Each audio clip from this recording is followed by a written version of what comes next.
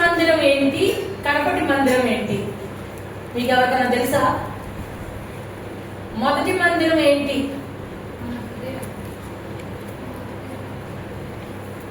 ఎవరు ఉంది? రెండేమని నవీనా తిరునా దాకుందా? దేవుడికి స్తోత్రం. మొదటి మందిరపు మహిమ కన్నా కడపటి మందిరపు మహిమ అధికమగును.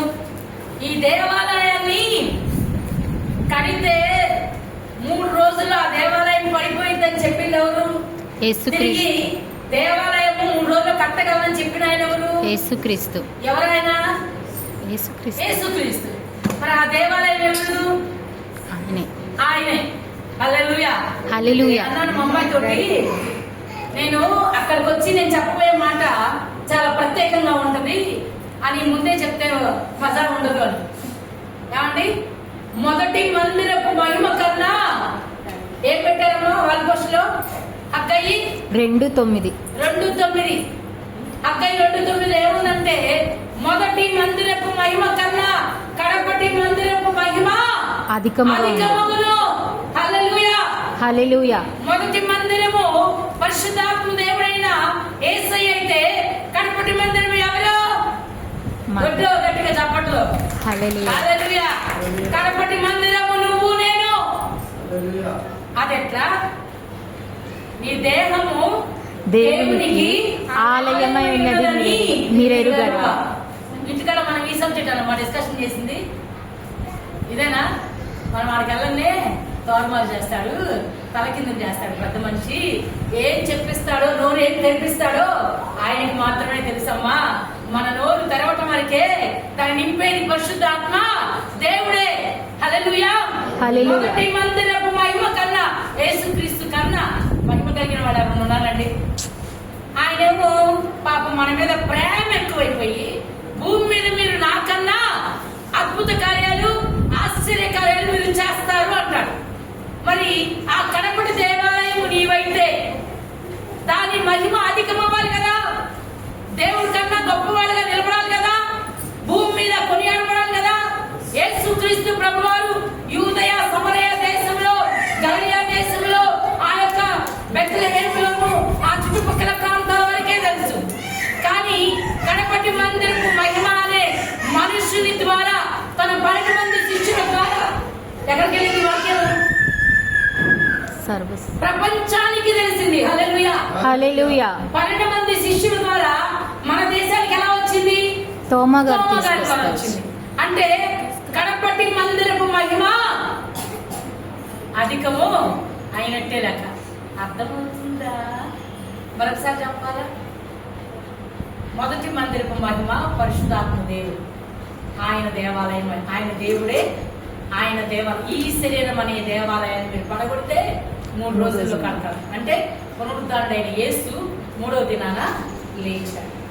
కాబట్టి ఆయన వెళుతూ నిన్ను నన్ను ఒంటరిగా వదిలిపెట్టకుండా వేరొక ఆదరణకర్త అనే పరిశుద్ధాత్మని మనకి తోడుగా ఉంచి, మీరు ఒంటరిగా లేరు, నేను వెళ్ళుచున్నాను, మీకు స్థలమును సిద్ధపరచాను. నేను వెళ్ళి మీకు స్థలమును సిద్ధపరిచి వస్తాను, మళ్ళీ వస్తాను, మిమ్మల్ని నేను ఒంటరిగా విడిచిపెట్టట్లేదు. ఈ లోకంలో భర్త భార్యని వదిలి వెళ్ళొచ్చు, భార్య భర్తను వదిలి వెళ్ళొచ్చు, అలాగే బిడ్డలు తల్లిదండ్రులు విడిచిపెట్టి వెళ్ళొచ్చు, తల్లిదండ్రులు కూడా బిడ్డలు విడిచిపెట్టి దూరంగా వెళ్ళొచ్చు. కానీ దేవుడు మాత్రం నిన్ను విడువను, ఎప్పటి వరకు? ముదిమి వచ్చు వరకు. ఎప్పటి వరకు అంటే ముదిమి వచ్చు వరకు. ముదిమి వచ్చు వరకు నన్ను ఎత్తుకొని ముద్దాడును, చంకనెత్తుకొని పాడును, యేసయ్యా తల్లిలా లాలించును, తండ్రిలా ప్రేమించును. తల్లిలా లాలించి ప్రేమించి అంత గొప్పగా ఉండే ఆ యేసయ్య మన కొరకు రక్తము చిందించి, మన కొరకు పంచగాయాలు చేసుకొని, మన కొరకు ప్రక్కల బల్లం పట్టించుకొని, మన కొరకు ముళ్ళ కిరీటం పెట్టించుకొని తగ్గించుకొని మన కొరకు సిలువ మానుని నడి వీధుల్లో మోసి ఏ అన్యాయము ఏ అపకారం చేయకుండా అన్యాయపు తీర్పు నొందిన వాడై ఆ సిలువ మానులో తాను బలి అయ్యి మూడవ దినాన లేచి మహిమను చూపించాడు. అదే చేయుటకు భూమి మీద నాకు ఇచ్చిన పనిని సంపూర్తి చేసి పరలోకమందు నేను నిన్ను మహిమపరిచాను తండ్రి చెప్తున్నమాట. అయ్యా, భూమి మీద అందరూ నన్ను చంపేసినప్పటికీ మూడో రోజున లేచి మరి ఆయన ఎన్ని దినాలు మనుషుల మధ్య తిరిగినట్టుంది? 40 దినాలా 60 దినాలా? ఏమండి 40 రోజులు అన్నారా? ఏమో నాకేందో మరి ఇంకా ఎక్కువ అనిపిస్తుంది. ఎక్కడో చదివినట్టు గుర్తు వస్తుంది. మరి ఈ విషయమై క్లారిటీ లేదు, ఇంకొకసారి చూద్దాం. అయితే 40కి ఎక్కువైన రోజులే ఆయన భూమి మీద ఉన్నట్టుగా తెలుస్తుంది. 40కి ఎక్కువైన రోజులే ఆయన భూమి మీద సంచరించి తిరిగి వారితో అంటాడు కదా శిష్యులతోటి, మీరు అపోస్తుల కార్యం 1:8 పైనుండి శక్తి పొందుకునేంత వరకు పట్టణంలో నిలిచి ఉండమంటాడు. పైనుండి శక్తి వస్తే ఏమవుతుంది? మనము దేవుని శక్తిని పొందుకుంటాం. ఇందాక ఆ పాట పాడుతుంటే మా బాబు, మా తమ్ముడు, మా గాంధీ తమ్ముడు అసలు ఆనంద పరవశంతో అసలు గంతులేస్తున్నాడు అన్నాడు. అంటే ఏంటి? ఏమైనట్టు? ఆత్మ, పరిశుద్ధ ఆత్మలో ఆనందిస్తుంది. పరవశం వచ్చింది. మనం కూడా దేవుని సన్నిధిలో పరవశించాలి.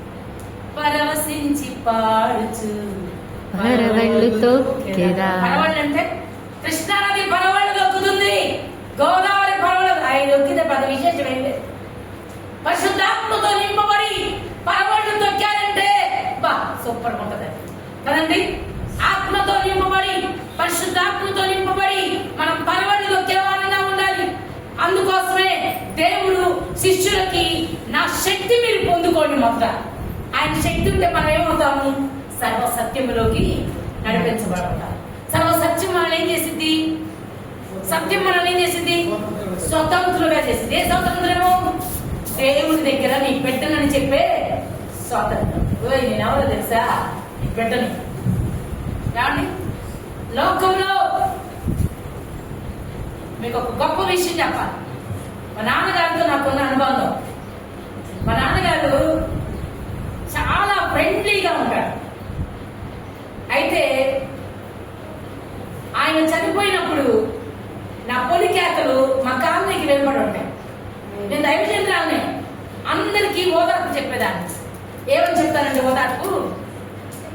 వీరిని మనము పరలోకంలో కలుసుకుంటాం కదా, ఎందుకలా చేతి ఎడుతారు అంటా నేను. మన దాకా వస్తే గాని కదా, మన దాకా వస్తే కానీ నా విలువ తెలియదు. ఏదైనా మన దాకా రావాలి. ఏం కావాలన్నా ఏం కావాలి, మన దాకా వస్తే కానీ ఏ విషయమైనా తెలియదు. మా నాన్నగారు చనిపోయినాక ఆయన శవాన్ని అలా పైకెత్తుతూ ఉన్నారు. నేను దెబ్బ కింద పడిపోయాను.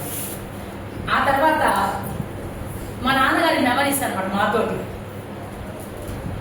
ఎలాంటి మెమరీస్ అంటే, మా నాన్న ఒక మంచి టీచర్, పిల్లలను కూడా వదిలిపెట్టడు. ఆయన కోపం కూడా ప్రేమ కనపడింది. ఎలా అంటే, మా అక్క నేను కలిసి పాలు, గేదెలు ఉండేవి మాకు, ఒక 10 గేదెలు. పాలు ఇచ్చొస్తా ఆయిల్ ట్యాంకర్కి రాయి తీసుకొని వేసా. మా నాన్న మాకు అట్లా పిట్టగోడలాగా కనబడతా ఉంటాయి. మేమిద్దరు రాయి వేసింది మా నాన్న కనబడింది. వాష్రూమ్ దగ్గర మొహం కడుక్కుంటా ఉంటే ఆ గోడ నుంచి చూస్తే కనబడుతుంది. అటు మాచల సైడ్ నాపరాలు పేర్చి పెడతారు. అట్లా చూస్తే రోడ్డు అంతా కనబడింది. ఆయిల్ ట్యాంకర్ రాయేసి తెగ నవ్వుకుంటాం మేమిద్దరం. ఇంటికి రానిచ్చాడు. 2 సార్లు అయితే నయమే, 5 సార్లు వేసి ఉంటా. పోయినంత లెక్క వేస్తూనే ఉన్నా. తీయటం వేయటం కొడతాం. అమ్మాయి దీని నుంచి ఏదో వచ్చింది, క్యాండిల్ పట్టుకెళ్దాం మక్కకి. మా అక్కతో అన్ని పిచ్చి సలహాలు ఇస్తుంటాం మనం. ఎందుకంటే ఉలిపి తొక్క అంటారే, అది మనం. అది ఆ ఉలిపి తొక్క పనులన్నీ మన దగ్గర ఉన్నాయి.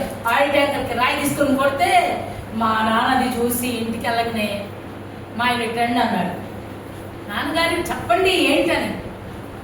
అలా అంటే నయమే. నాన్నగారు మన ఏంటి చెప్పండి అనుకుంటే వెళ్ళాను. ఎందుకంటే ఉలిపి తొక్కలం కాబట్టి. అయితే మా నాన్న తలకాయ తక్కువ నాన్న, నువ్వు చెడేది కాక దాన్ని కూడా చెడుతున్నావు, నువ్వు మర్యాదగా గోడ కుర్చీ అన్నాడు మా నాన్న. గోడ కుర్చీ వేసాను ఇద్దరు. ఇక చూసుకోండి, ఒక టవల్ తెచ్చుకున్నాం. మా నాన్న కోపపడితే కోపం నాకు లేదు, మాకు నవ్వు వస్తుంది. ఆయన కోపం కూడా మాకు నవ్వులా కనబడుతుంది. అందుకని టవల్ తీసుకొచ్చి చేసాక నోట్లో బుక్కొని గోడగా వేస్తున్నాం నవ్వుకుంటా. చేసాక బుక్కుకున్నాం, మరి నవ్వితే కొడతాడేమో మళ్ళీ. ఎందుకు వచ్చిన వాళ్ళే మా అక్కకి గోడ కుర్చేయడం రాదు.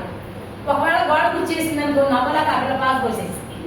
అందుకని ఇది ఖచ్చితంగా పాస్కెట్ పెట్టేమని అంటే నేను నవ్వుతున్నాను దాన్ని చూసి. నవ్వొద్దు అంటూనే ఉంటుంది, నవ్వుతూనే ఉంటుంది నాకలో కూడా. మా నాన్న గోడ కుర్చీ వేపిస్తే మాకు అది సంతోషంగా అనిపించింది. తండ్రి దండిస్తే అది మనకు మేలు కదా. అప్పటి నుంచి మేము ఈ రోజు వరకు ఏ ఆయిల్ ట్యాంకర్ చూసినా ఇది తప్పు అని మేము మాకు తెలిసిన బిడ్డలకి మేము చెప్తూ ఉంటాం. మంచి తండ్రి. మరి మా నాన్నగారు మేము కొన్ని సమయాల్లో ఎక్కడ పడితే అక్కడ పడుకొని నిద్రపోతాం. అయితే మా నాన్నగారు ఎత్తుకొని ఆ బియ్యం బస్తాల మీద, గొడ్డల బస్తాల మీద, గొడ్డ సాగర్ దగ్గర ఎక్కడ పడితే అక్కడ నొప్పి మంచం ఉండేది, అది వేసుకొని నిద్రపోయేదాన్ని. మా నాన్న 2 చేతులతో ఎత్తుకొని వచ్చి దోమదారులు ఆయనే కట్టి, దోమదారుల చుట్టూ కూడా ఆ చీరలు లాంటివి చుట్టేసి, అంటే బయట బయట మంచాలు వేస్తే దోమదారిలో ఆడపిల్లలు కనపడతారని మా నాన్న చుట్టూ గుట్టలు కట్టేవాడు. ఆ దోమదారిలోకి మమ్మల్ని పడుకోబెట్టేవాడు. అలాగా ఎత్తుకొని తీసుకెళ్లి పడుకోబెట్టేవాడు. మరి లోకంలో ఉన్న తండ్రి గురించి చెప్తే మనకి గుండెలు నీరైపోయి అమ్మో మా డాడీ అంటాం. మరి అంతకన్నా ఎక్కువ చేసిన శిలువమానిపై బలైపోయి రక్తం కాచి విలువ పెట్టి మనల్ని కొనుక్కున్న తండ్రికి, లోక సంబంధమైన తండ్రికి మనం ఎంతో రుణపడిపోయి ఉన్నాము. మరి పర సంబంధమైన తండ్రికి నిన్ను స్వతంత్రుడిగా చేసి నీలో ఒక ఆత్మని పెట్టి నువ్వు ఒంటరివి కాదు, నువ్వు అనాథము కాదు, నేను నీతో ఉన్నాను, యుగ సమాప్తి వరకు నీతోనే నేను ఉన్నాను. హల్లెలూయా. ఆయన ఉన్నాడండి నీతోటి. ఆయన మొదటి మందిరం అయితే కడపటి మందిరము నువ్వు. మరి మొదటి మందిరపు మహిమ కన్నా కడపటి మందిరపు మహిమ అధికమవ్వాలి. మరి నీ వలన దేవునికి ఏ విధంగా మహిమ కలుగుతుంది? నీ వలన దేవునికి ఏంటి లాభం? నిన్ను కన్నందుకు, నిన్ను కొన్నందుకు, నిన్ను రక్షించినందుకు కదా. ఇప్పుడు బాగా నన్ను రక్షించినందుకు, పోషించినందుకు వందనాలయ్యా, వందనాలయ్యా, శతకోటి స్తోత్రాలయ్యా. వందనాలా? అదొక్కటి సరిపోయిద్దా? ఏమండి, యేసుక్రీస్తు ప్రభువారు అయితే నింద, అవమానం ఏమండి ఏమీ లేదు, ఒట్టివాడిగా లోకం మధ్య తిరిగి అయ్యా చేయుటకు నాకు అప్పగించిన పనిని భూమి మీద సంపూర్తి చేసి నేను నిన్ను మహిమపరచాలని తనని భూమి మీదకి పంపించిన తండ్రికి మహిమకరంగా మొదటి మందిరము చెప్పగలిగింది. మరి రెండో మందిరమైన నీవు నేను తండ్రికి ఏమి చెప్పగలము? ఏం చెప్తాము?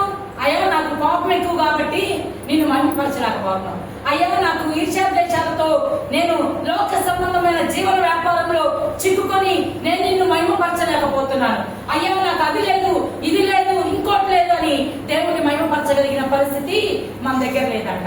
అందుకనే దేవుడు అన్నాడు, నీ దేవుడు నిర్గమకాండమా ద్వితీయోపదేశకాండము 11-12 వచనంలో నీ దేవుడైన యెహోవా కన్నులు సంవత్సరాది మొదలుకొని సంవత్సరాంతం వరకు ఆయన ప్రజల ఆయన కన్నులు తన ప్రజల మీద ఉండుననుకుంటా.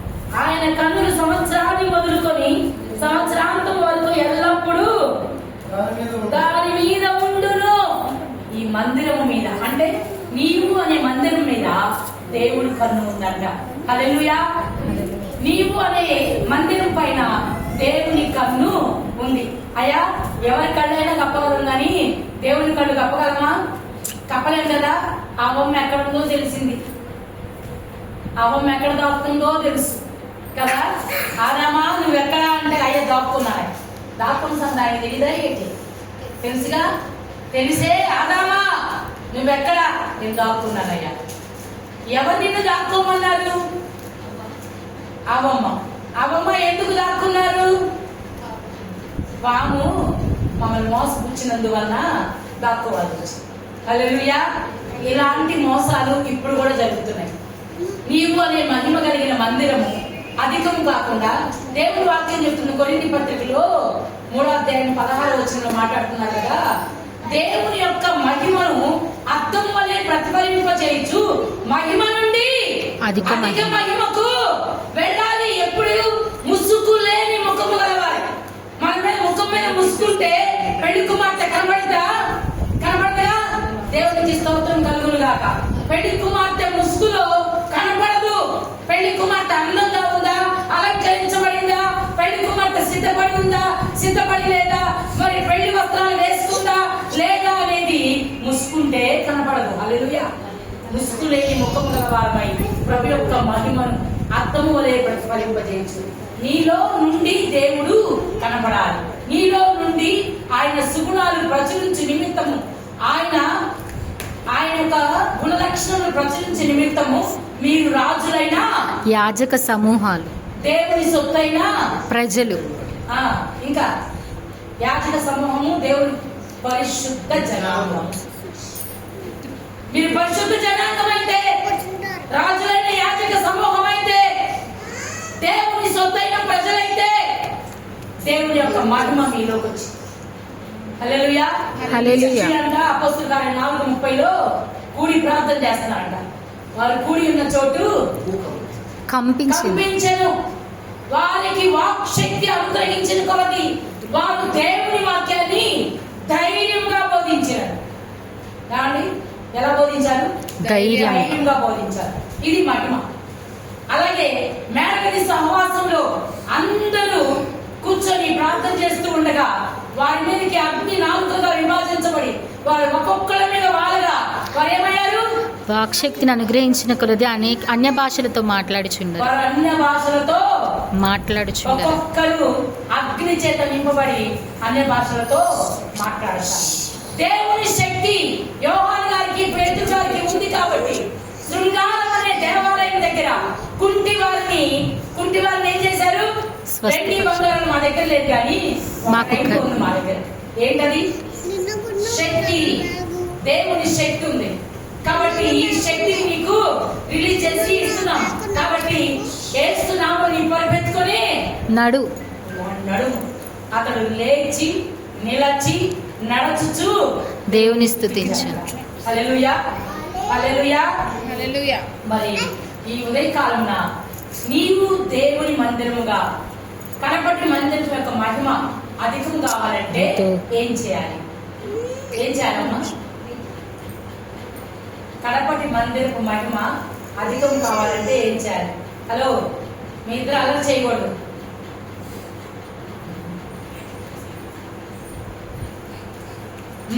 అక్కడ కూర్చో. కడపటి మందిరపు మహిమ అధికం కావాలంటే ఏం చేయాలి? ఏమండి ఏం చేయాలండి? ఏడుతో కూర్చోవాలా? ఆయనకి ఆయన ఎలా అయితే ఉన్నారో అలానే ఆయనకి సాక్షిగా బ్రతకాలి. ప్రభు యొక్క ప్రతినిధిగా జీవించాలి. ప్రభు ప్రతినిధి ఎవరు? ఇక్కడ మనమే. మరి మనమే అప్పుడు మనం ప్రభువుకి ప్రతినిధులుగా ఎందుకు లోకంలోకి వెళ్ళకపోతున్నాం? ఎప్పుడన్నా మన సాక్ష్యాన్ని పంచుకొని పక్కన వారికి మనం ఆదర్శప్రాయంగా నిలిచామా? ఎప్పుడన్నా దేవుడి మాటలు 2-3 చెప్పి ఈ దేవుడు ఇలాగా అని ఎవరికన్నా చెప్పావా? దేవుడు అడుగుతా ఉంటాడు, ఒకళ్ళ తలకాయ ఉంటాడు, ఎవరు రూపట్లేదు. చెప్పావా అంటే దేవుడు మా దేవుడు గొప్ప దేవుడు అండి, ఈ కార్యాలు చేస్తాడండి, ఆ కార్యాలు చేస్తాడండి. మరి మొన్న ఒక ఇల్లు చూద్దామని వెళ్తే అక్కడ ఒక సహోదరి 2 గంటలు మాట్లాడింది నాతో. ఈలోపు మా అమ్మాయికి బీపీ మామూలుగా రేగలేదు. మా అమ్మాయికి బీపీ వచ్చింది. దేవుడు అని వందనాలు. వీళ్ళు వెళ్ళేలోపే ఆమె 2 గంటల సాక్ష్యం చెప్తుంది. ఆమె సాక్ష్యం ఏంటంటే, నేనే ఏడ్చానండి. ఆమె సాక్ష్యం అంత గొప్పది. ఆమె సాక్ష్యం ఏం దాగుందంటే, 1 సంవత్సరంలో యవనస్తుడైన అన్ని అవయవాలు బాగున్న కుమారుడు జరిపాడు. అన్ని అవయవాలు బాగుండి మెడిసిన్ కోర్స్ చేస్తున్న కొడుకు చచ్చిపోయాడు. ఆ సంవత్సరం అయిపోయేసరికి మానసిక వికలాంగుడైన మరొక కుమారుడు చనిపోయాడు. ఇద్దరు కుమారులు. వీళ్ళిద్దరు చనిపోయిన సంవత్సరానికి తన భర్త చనిపోయాడు. ఆ మాట ఆమె చెప్తున్నప్పుడు ఇక నా గుండె ఆగిపోయిద్దేమోనని రుద్దుకున్నాను. ఇక ఏసు రక్తమే చేయం అనుకుంటున్నాను. ఏమండి, తట్టుకోగలమా? తట్టుకోగల శక్తి ఉంటుందా కదా? ఒక 2 సంవత్సరాల్లో ముగ్గురిని కోల్పోయారంటే తట్టుకునే విషయమేనా? మన జీవితంలో అలాంటి పరిస్థితి వస్తే ఆమె ఏం చేస్తాను, మేము పోయేసరికి మైక్ తీసుకొని టేప్ రికార్డర్ పెట్టి అదే ఆ సౌండ్ బాక్స్ ఒకటి పెట్టి చిన్నది పాటలు పాడుతుంది. ఎంతమంది ఉన్నారో చక్కగా ఆరాధిస్తుందేమో అనుకున్నారు. ఇద్దరు మనవాళ్ళు కూర్చోబెట్టుకొని వాళ్ళ అక్క పెట్టిన మనవాళ్ళు, వాళ్ళ అక్క వాళ్ళ చెల్లెలు మనవాళ్ళు ఇద్దరు, వాళ్ళ చెల్లెలు కూతురుంటే పెళ్లి చేశారంట. ఆ మనవాళ్ళు ఇద్దరిని కూర్చోబెట్టుకొని దేవుణ్ణి స్తుతించుడి అని పాడుతుంది. ఎంతమంది ఉన్నారో నేను అనుకున్నా. ఎలా చూస్తే ఆమె ఒక్కతే ఉంది. చూసారండి, మీలో ఒంటరైన వాడు 1000 మందగును. కాబట్టి ఆమె ఏం చేస్తుంది?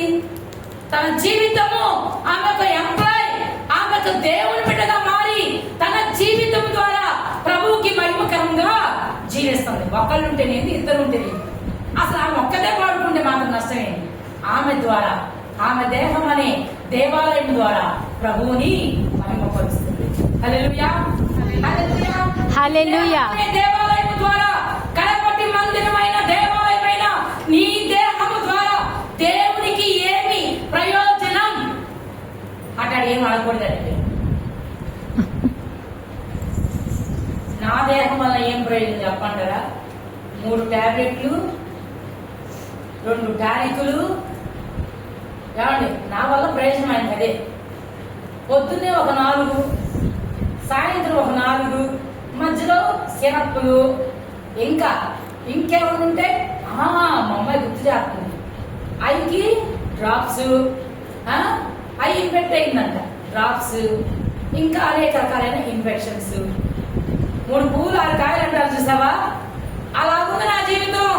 3 మందులు 6 సిరప్పుల్లాగా. అయితే దానివల్ల నేను ప్రభువుని మహిమపరుస్తున్నానంటే 100 రూపాయలు మహిమపరిచా.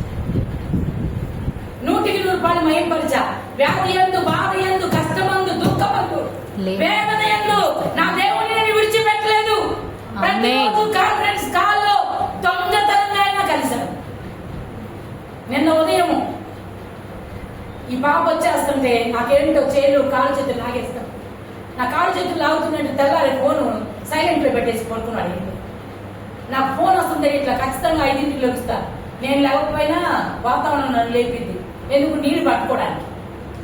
ముందు దేవుడి కోసం నీళ్లు పట్టుకోవద్దు, కొళాయిలో నీళ్ళు అయిపోతే మరి ఇంకో బాధ కదా. అందుకనేసి మరి ఏం జరిగిందంటే ఆ కొళాయి నీళ్ళు కోసం ముందే లెగిసాను. లెగిసి కూర్చుంటే ఫోన్ మాత్రం లైట్ వెలుగుతుంది. అమ్మా వీళ్ళు చేసేవారు వీళ్ళని. నాకు సైలెంట్లో ఉన్న తీరు కూడా రాదు. అంత గొప్ప టాలెంటెడ్ పర్సన్. కాబట్టి అమ్మాయి ఇది సైలెంట్లో తీసి ఆలోచన ఎందుకమ్మా ఈ బాధపడతాను. 5 గంటల కాల్లో కాకపోతే నాకు మెంటలు వచ్చింది. ఎందుకు? 8 మంది 9 మంది ప్రార్థన చేస్తారు దేశం కోసం, కార్యకర్తల కోసం, రక్షణ కోసం, స్వస్థత కోసం, అనేక మంది యవనస్తుల కోసం, పాస్టర్లు, దైవజనుల కోసం ప్రార్థన జరిగింది. ఆ ప్రార్థన నేను లేకపోతే నాకు నిద్ర పట్టదు. కొంతమంది తిడతా ఉంటారు, 1 గంట చేస్తారు ప్రార్థన, 2 గంటలు చేస్తారు, మిగతా వాళ్ళు ప్రార్థన చేస్తారు. ఏమండి, మిగతా వాళ్ళు ప్రార్థన చేసే పని లేదు. మా స్వయాన్ని పుట్టిన, మా తోట పుట్టిన మా అక్క మాచర్లు, బొండాలు, బజ్జీలు అన్నింటినీ కలిపి మరి ఆ చైనా గురించి, మరి ఇంకో దేశం గురించి, అన్నిటి గురించి ప్రార్థన చేస్తా ఉంది. అమ్మ ఏంది మా ఆ ప్రార్థన అంటే ఏదో తెలియట్లేదు అమ్మ, వచ్చేస్తుంది ప్రార్థన. అట్టొచ్చింది నీ కంట్రోల్లో ఉండదా? ఇచ్చిన అంశం వరకు ప్రార్థన చేయొచ్చుగా. మమ్మల్ని ఎందుకు సాగు కొట్టేది? ఏమంటే అలా అనుకోని చెప్తా అమ్మ తీసుకొని ఒక అంశం ప్రార్థన చేయడం ఒక్కొక్కో ప్రభా, యేసు ప్రభా, తండ్రి నాయన. ఒక అమ్మ అయితే కొళాయి ఇప్పేసింది, పెద్ద మనిషి ఆమె, చెప్పకూడదు పేరు. కొళాయి ఇప్పిందంటే ప్రార్థన అయిపోయింది. నాకు వెళుతున్నాము. ఏం చేయాలా? ఆమె బాధ అది, ఆమె దుఃఖం అది. నేను ఎదిరించలేను. ఆమె దుఃఖాన్ని అర్థం చేసుకొని, ఆ బాధను అర్థం చేసుకొని కాసేపు మనసులో తిట్టుకోవచ్చు. ఏడుతానే ప్రార్థన చేసుకుంటారు. పొద్దుపుట్లు ఒక్కతే ఉన్నప్పుడు చేసుకోవచ్చు, దేవుడు బాగా చదువుతాడు అనుకుంటారు. ఒక్కతే ఉంటే ఇంకా బాగా ప్రార్థన. రహస్యమందు చూచుచున్న నీ తండ్రికి మాత్రమే నీ తలుపులు వేసుకొని నువ్వు ప్రార్థన చేయి, అప్పుడు ఆయన నిన్ను చూస్తూ ఉంటాడు. చూస్తున్న దేవుడు అని ఆయన పేరు కాబట్టి ఆయన నిన్ను చూస్తాడు. మొదటగా ఏం చేయాలంటే ప్రభువుకు సాక్షిగా బ్రతకాలి.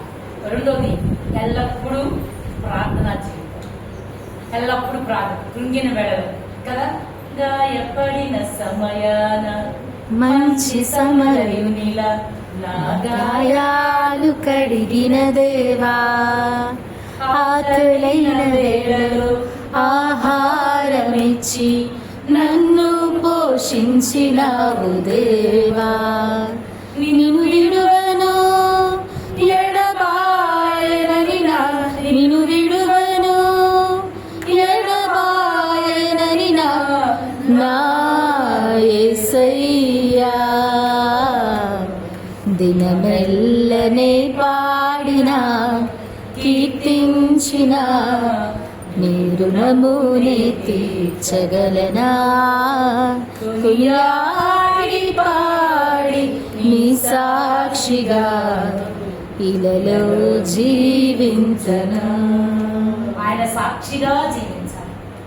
రెండోదిగా ఎల్లప్పుడు ఎల్లప్పుడూ ప్రార్థన. ఎల్లప్పుడు మనం ఏం చేస్తాం? కష్టం వచ్చినప్పుడే ప్రార్థన, నీ ఇష్టం వచ్చినప్పుడే ప్రార్థన. కష్టం వచ్చిందనుకో దేవుడు గుర్తవుతాడు, బాధ వచ్చిందనుకో దేవుడు గుర్తొస్తాడు. కానీ కష్టం వచ్చినా కూడా నిలబడి ఎవరు సహాయం చేయరని ఒక జయధ్వజం ఎత్తిన ఒక సహోదరి మన మధ్యలో ఉంది. ఎవరా సహోదరి? కష్టం వచ్చినా నిలబడి ఉద్యోగం రాట్లని అందరు చెబుతుంటే ఎవరు కరెక్ట్ సమాధానం ఇట్లా ఎవరు కూడా ఉద్యోగపరంగా హెల్ప్ చేయరు. కానీ రాత్రులు 12 నుంచి 1 గంట వరకు బైబిల్ చదువుతూ కూర్చొని తను తానే నిలబెట్టుకొని ధైర్యంగా అది రూపాయి అయినా 10 రూపాయల ఉద్యోగం సంపాదించుకొని ఓ కన్నంత గొప్ప కార్యంగా మన మధ్యలో నుంచి సౌత్ ఆఫ్రికా ఏంటది ఈస్ట్ ఆఫ్రికా అంట. ఈస్ట్ ఆఫ్రికాలో ఒక ప్రత్యేకమైన ప్రదేశం, అభివృద్ధి కలిగిన పట్టణం. ఆ పట్టణం పేరు టాంజానియా. ఎలా ఉందంటే నేను అనుకున్నాను, ప్రభా కనీసం ఇజ్రాయెల్ దేశంలో చూపించాయా నాకు అనుకున్నాను. ఈ పిల్ల ఏకంగా దేవుడు అన్ని దేశాలకి పంపడానికి సిద్ధమైపోయాడు. ఇదండి ప్రభా ఆ పాపకి, నిరీక్షణకి, తన కన్నీటికి దేవుడు చేసిన గొప్ప కార్యానికి ఒక చిన్న క్లాస్. హల్లెలూయా, హల్లెలూయా, హల్లెలూయా. మరి ఆయనతో పాటు యుగ యుగాలు ఏలుకోవడానికి పరలోక రాజ్యం వెళ్ళాలి. మన నిరీక్షణ ఏంటి?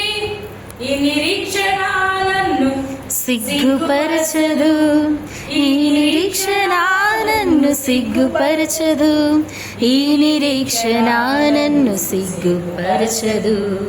సియోనులో నా యేసుతో సింహాసనం ఎదుట పాట పాడెదా. సియోనులో క్రొత్త పాట పాడుతూ యుగ యుగాలు ఆయన కౌగిల్లో విశ్రమిస్తూ మనము కూడా ఇనుప దండముతో ఆయనతో పాటు యుగ యుగాలు ఆయన కౌగిల్లో మనము విశ్రమిస్తూ ఆయనతో పాటు ఏలుకుంటూ ఆయన్ని కలుసుకొని ఉండటం కోసం నిరీక్షణ. మొదటి మందిరపు మహిమ పరిశుద్ధాత్మ దేవుడు సంపూర్తి చేసి ప్రభువుని మహిమపరిచాడు. రెండో మందిరం నీవు కాబట్టి నీవు ఒంటరివి కాదమ్మా, నువ్వు ఒక్కదానివే మహిమ పరచలేవు. కాబట్టి నీతో నా ఆత్మని, వేరొక ఆదరణకర్త అనే ఆత్మని నీలో ఉంచుతున్నాను. కాబట్టి నీలో ఉంచిన ఈ ఆత్మ ద్వారా నువ్వు కూడా అధిక మహిమను నేను పొందుకునేలాగా చేసి నిన్ను బట్టి నా తండ్రికి నేను సాక్ష్యం చెప్పేలాగా చెయ్యి. నేను నా తండ్రికి చెప్పాను, అలాగే నిన్ను బట్టి కూడా నేను సాక్ష్యం చెప్పాలి. తండ్రి, ఈ నా కుమార్తె నీ కొరకు నా కొరకు ఎంతగానో ప్రయాసపడింది. ఎన్నో రకాలైన వేదనలు, శోధనలు, బాధలు, నిందలు, అవమానాలు, కష్టాలు, కన్నీళ్లు, అవహేళనలు భరించింది. కాబట్టి ఈ కుమార్తెని నా బిడ్డ కాపరిగా నీకు అప్పగిస్తున్నాను. ఆయనే మార్గం, ఆయనే సత్యం, ఆయనే జీవం. కాబట్టి కడపటి మందిరమైన నీవు ప్రభువుకి సాక్షిగా, ప్రభువుకి ప్రార్థనాపూర్వకంగా నిరీక్షణతో నిలిచి కడపటి మందిరాన్ని నిలబెట్టుకోవాలని, సియోను చేరేంత వరకు విశ్వాసమును కాపాడుకోవాలని. ప్రభువునందు విశ్వాసం ఉంచువాడు తీర్పులోనికి రాడు. హల్లెలూయా. హల్లెలూయా. ప్రభువునందు విశ్వాసంతో నిరీక్షణ కలిగి ముందుకు కొనసాగుదాము, జయధ్వజము ఎత్తుదాము. మరి ఈ జయధ్వజము ఈ సంవత్సరము ఇప్పటి వరకు అయిపోయింది ఒక లెక్క. ఈ రోజు నుంచి మళ్ళా వచ్చే ఆగస్టు కల్లా అక్కడ ఉండాలండి జనాభా. ఎలా ప్రార్థన చేస్తారు నాకైతే తెలియదు. హల్లెలూయా. ఆమేన్. మంచి వాయిద్యాలతోనూ, మరి అల్లుడేమో దాని పైన ప్యాడ్ తెచ్చారు, ఆ అటక పైన పెట్టి ఆ అటక పడుతుంది ప్యాడ్. అప్పుడప్పుడు వాడుకోరా నన్ను, నాకు మరి చిరాకు ఇస్తుంది, ఇక్కడ మోన పడి ఉండలేకపోతున్నాను బాబు అని ప్యాడ్ చేస్తాను. ఆ ప్యాడ్ తీసుకొచ్చి చెప్పేసి నేర్చుకునేవాడు. దేవునికి స్తోత్రం కలుగును కాక. మరి బ్రాహ్మణ అంట, దైవజనుడు అంట, ఒకసారి ముసలమ్మ ఎంతకాలం రక్షణ లేకుండా నీ అప్రాచ్యం మొహందానా నువ్వు 9 రక్షణ తీసుకోబడతావు అన్నాడంట. ఏమని తిడతాడండి? అప్రాచ్యం మొహందానా 9 బాప్తిసం తీసుకో అన్నాడు. ఒరే బాబు, నీ ప్రాస నాశనం కాదు. ఈ ప్రాసతో మాట్లాడితే మా క్రైస్తవులు అందరి కోపం వచ్చితే అలా వద్దు. స్పష్టంగా రక్షణ అనేది గొప్పది, నిరీక్షణ అనేది ఇంకా గొప్పది. దేవుని సన్నిధిలో హ్యాపీగా యుగాలు ఉంటాము. హల్లెలూయా. హల్లెలూయా. ఈ మాటలు మన ఇంటిలో దీవించిన